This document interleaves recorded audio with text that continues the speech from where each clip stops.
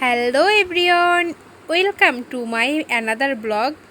আজকের ব্লগটা হচ্ছে বাণিজ্য মেলা নিয়ে। এই বাণিজ্য মেলা অনুষ্ঠিত হচ্ছে টাউন হল মাঠে। কালকে রাতে অঙ্কন শিকদার দাদাভাইয়ের ভিডিওতে দেখেছিলাম, সে বলছিল বাণিজ্য মেলা শুরু হয়ে গেছে। তো আমার আর দেরি সহ্য হলো না, তোমাদের দাদাভাইকে আমি বলেছিলাম দুপুরবেলা।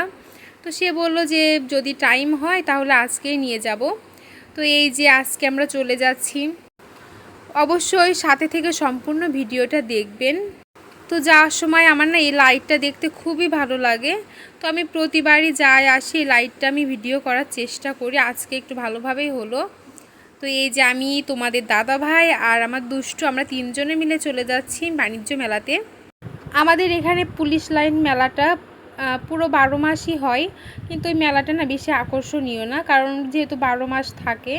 আর এই যে বাণিজ্য মেলা কিন্তু এই যে 1 মাস যাবত হয়। তো এটা খুবই ভালো লাগে। এই যে পুলিশ প্লাজা, এটা 12 মাসই থাকে। তো এই যে আমরা চলে এসেছি কালেক্টরিতে। তো তোমরা দোকানপাট দেখলে বুঝতেই পারছো যারা যশোরের। তো এই যে দেখো আমরা মেলাতে চলে এসেছি। তো এখানে এসে মাম্মাম খুবই বিরক্ত করছিল, যার কারণে গেটের ভিডিওটা করতে পারিনি। আর গেটে ঢোকার সময় কিন্তু টিকিট লাগবে, টিকিট সংগ্রহ করতে হবে। তো একটা টিকিট 10 টাকা করে, পার পারসন 10 টাকা। তো আমরা দুইজন গিয়েছিলাম, যার কারণে আমাদের 20 টাকা দিয়ে টিকিটটা নিতে হয়েছে। আর এখানে ঢুকেই দেখলাম ফার্স্টে ফুল এত সুন্দর লাগছিল। আর তারপর এখানে এসে দেখি প্লেনে মানে ছোট বাচ্চারা বড় সবাই বসতে পারবে। তো এটা দেখেও বেশ ভালো লাগছিল। আজকে মূলত আমরা এসেছি এখানে কি কি উঠেছে বা কেমন কি হচ্ছে মেলাটা সেটা দেখার জন্য। নেক্সট আরও আসবো, এসে সেই সময় কেনাকাটা করব। আজকে জাস্ট ঘুরে দেখার জন্য এসেছি। এখানে এই যে দেখো এই ব্যান্ডগুলো দেখে না আমার খুবই নিতে ইচ্ছা করছিল, বাট আমার মাম্মাম এইসব কিছুই ব্যবহার করে না।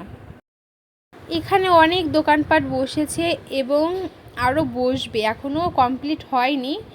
তো এখানে দেখো ওয়ান পিস স্কার্ট এসব দেখে না খুবই ভালো লাগছিল। তো দুইটা ওয়ান পিস মানে টপস টাইপের আমার খুব পছন্দ হয়েছিল। তো নেক্সট এসে দেখবো নেওয়া যায় কি না।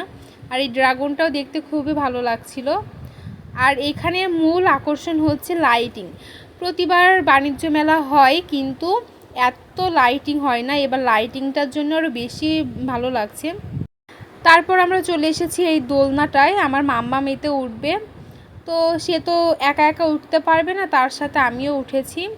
এই যে কাউন্টার থেকে 50 টাকা দিয়ে একটা টিকিট নিয়েছিলাম আমরা। তো আমি আর আমার মাম্মাম উঠে দোল খেয়েছি। আমার মাম্মাম তো খুবই খুশি, আর আমার ভয় লাগছিল, আমার এইসবে উঠতে খুবই ভয় লাগে, কিন্তু সে খুবই এনজয় করেছে। তো সেটা দেখে ভালো লাগছিল। তো এই যে তোমরা দেখলেই বুঝতে পারছো আমি একটু হাইও দিতে পারি না, আমার এত ভয় লাগছিল। আর এটাতে তো আমি জীবনেও উঠবো না, আমার খুবই ভয় লাগে এটা দেখ।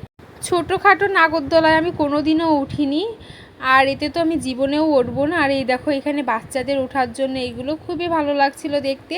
নেক্সট যেদিন যাব আমার মাম্মামকে অনেকগুলাই উঠাবো। আজকে তোমাদেরকে তো বললামই যে জাস্ট দেখার জন্য গিয়েছি কি কি উঠেছে বা কি কি ওঠেনি সেটাই আর কি। তো সব কিছু এখানে পাওয়া যাবে, জুতো থেকে শুরু করে সব কিছু। আর এই দেখো এখানে পিঠে বানানোর সাহায্য ছিল। আর এই নৌকাতে আমি জাস্ট একবার উঠেছি, উঠে তো আমার মাথা নষ্ট হয়ে গেছে, জিন্দেগিতে আর উঠবো না। আর ঘর ডেকোরেশন করার জন্য এখানে অনেক সুন্দর সুন্দর ফ্লাওয়ার ছিল, আর এটা খুবই ভালো লাগছিল আমার কাছে।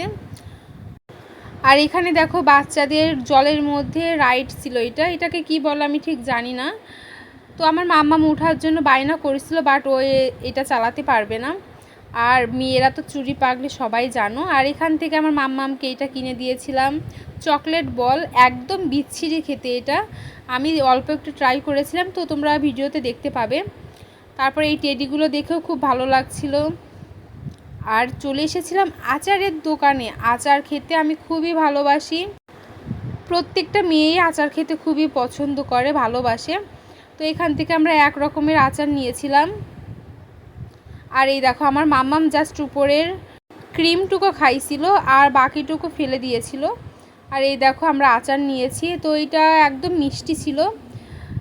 টক হলে আমার মনে হয় একটু ভালো লাগতো, কিন্তু অনেক মিষ্টি। তোমাদের দাদাভাই খুব ভালো খেয়েছিল। এই যে এতটুকুই 50 টাকা নিয়েছিল। তো তো আমরা এটা খেয়ে ফেলেছিলাম। তারপর আমার মাম্মাম আবার বায়না করেছিল, তো তাকেও আবার কিনে দেওয়া লাগছিল আমাদের। তো এই দেখো আমার মাম্মাম সামান্য একটু গালে দিয়েছিল, আর এই দেখো আমি খাচ্ছি, একদম বিচ্ছিরি, আমার একটুও ভালো লাগেনি এটা খেতে।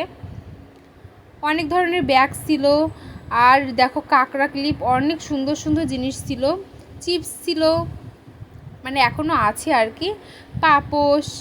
আর এইখানকার চাবির রিংটা আমার জাস্ট ওয়াও লাগছিল, দেখো কত কিউট পুতুলটা, জাস্ট ওয়াও।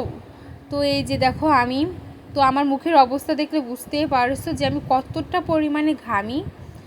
আর তারপরও খুব বায়না করেছিল আমার মাম্মাম। তারপর বাবার কাছে যায়, যেয়ে বাবা ওইখান থেকে কেক কিনে দিয়েছিল, 2টা আইসক্রিম কিনে দিয়েছিল, সেটা নিয়ে সে অনেক হ্যাপি দুষ্টু।